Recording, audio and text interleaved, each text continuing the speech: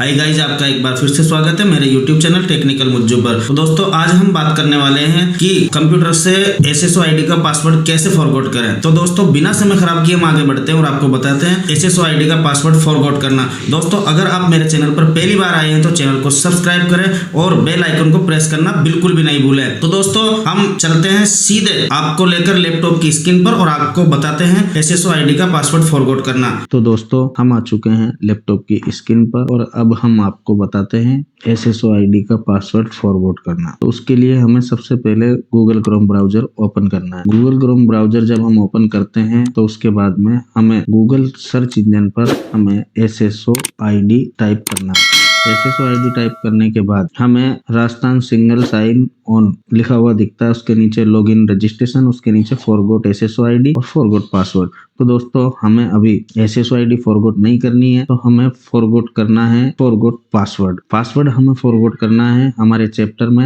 आज पासवर्ड ही फॉरगॉट करना है। तो दोस्तों हम आपको पासवर्ड फॉरगॉट करके दिखाते हैं और के लिए हम फॉरगॉट पासवर्ड पर क्लिक करते हैं। फॉरगॉट पासवर्ड पर क्लिक करने के बाद हमें ये इंटरफेस खुलकर हमारे सामने आता है और हम देखते हैं कि हमें क्या क्या करना है। तो दोस्तों मैं आपको बताता हूँ कि इसमें हमें सबसे पहले हमारी SSO ID एंट्री करनी है। तो दोस्तों मैं मेरी SSO ID एंट्री कर चुका हूँ। उसके बाद हमें क्या करना है वो हम आपको आगे दिखाते हैं। इसमें इसको हम 3 तरीके से फॉरगॉट कर सकते हैं, मोबाइल से, ईमेल से और आधार से। अगर मोबाइल से हम इसको फॉरगॉट करते हैं तो हमें मोबाइल पर ही टिक रहने देना है जो ऑलरेडी होके आता है, और अगर हमें ईमेल से फॉरगॉट करना है तो हम ईमेल पर क्लिक करेंगे, और हमें आधार से फॉरगॉट करना है तो हमें आधार पर क्लिक करना है। तो हमें सबसे अच्छा अगर मैं कहूँ आपसे तो मोबाइल से ही फॉरगॉट करना सबसे ठीक रहता है।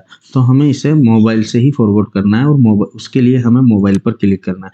मोबाइल पर क्लिक करने के बाद में हम जब नीचे देखते हैं तो हमें ये देखने को मिलता है रजिस्टर्ड मोबाइल नंबर। हमें यहाँ पर हमारा जो SSO ID में मोबाइल नंबर रजिस्टर है वो दर्ज करना है। तो दोस्तों मैं मेरा मोबाइल नंबर दर्ज कर चुका हूँ। उसके बाद हमें यहाँ पर कैप्चा एंट्री करना है। कैप्चा एंट्री करने के बाद में हमें सबमिट पर क्लिक करना है। जब हम सबमिट पर क्लिक करते हैं तो हमारे सामने ये अलर्ट खुलकर सामने आता है, an OTP has been sent your registered mobile number. हमारे रजिस्टर्ड मोबाइल नंबर पर एक OTP SSO ID भेज चुकी है, वो हमें यहाँ पर डालना है। तो मेरे मोबाइल पर एक OTP आ चुका है, वो मैं आपको डालकर दिखाता हूँ। तो देखिए दोस्तों मैंने मेरा OTP डाल दिया है। उसके बाद हमें यहाँ पर कैप्चा दर्ज करना है। कैप्चा डालने के बाद में हमें वैलिडेट OTP पर क्लिक करना है। जब हम वैलिडेट OTP पर क्लिक करेंगे तो हमारे सामने फिर एक अलर्ट बॉक्स खुलकर सामने आता है। उसमें हमें देखने को मिलता है your password for SSO ID has been successfully registered mobile number. हमारे मोबाइल नंबर पर एक पासवर्ड आ चुका है जो हमें SSO ID खोलने में हमारी मदद करेगा और अंदर जाके फिर हमें नया पासवर्ड बनाना है। मैं आपको दोनों ही चीज कर दिखाता हूँ। उसके लिए फिर हम आगे बढ़ते हैं। आगे बढ़ने के बाद में फिर हमें यहाँ पर हमारी SSO ID दर्ज करनी है। मैं मेरी SSO ID दर्ज कर चुका हूँ और उसके बाद हमें पासवर्ड दर्ज करना है।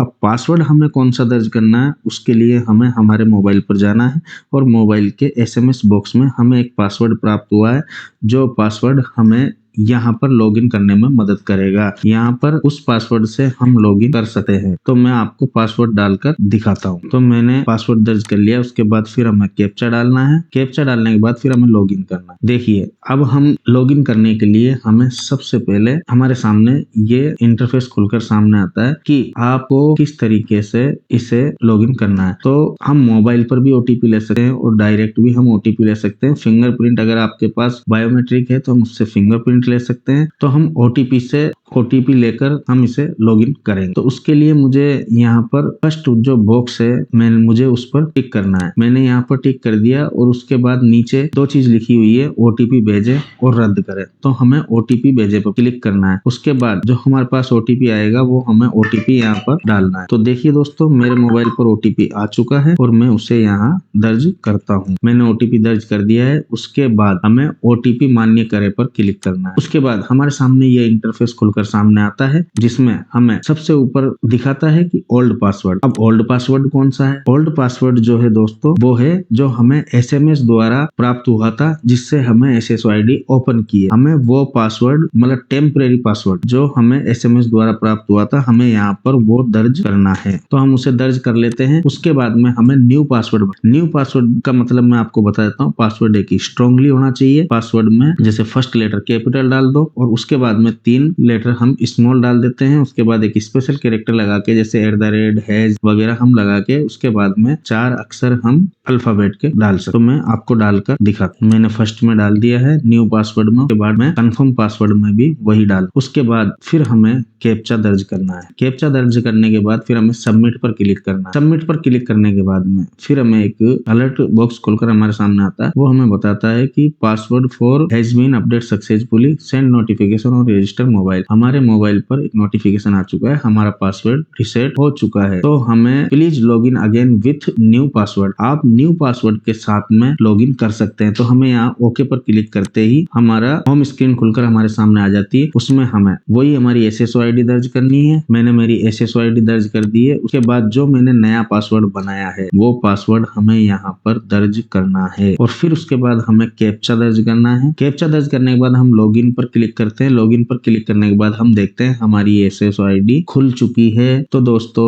इस तरीके से हमें SSOID का पासवर्ड फॉरगॉट करना है और फॉरगॉट करने में ऐसी कोई दिक्कत वाली बात नहीं है। तो दोस्तों इसी तरीके की इंफॉर्मेटिव वीडियो देखने के लिए आप मेरे चैनल पर बने रहिए और मेरे चैनल पर पहली बार आए तो चैनल को सब्सक्राइब कीजिए और सब्सक्राइब कर चुके हैं तो बेल आइकन को प्रेस करना बिल्कुल भी नहीं भूलिए। तो दोस्तों आज की इस वीडियो को हम यहीं पर एंड करते हैं।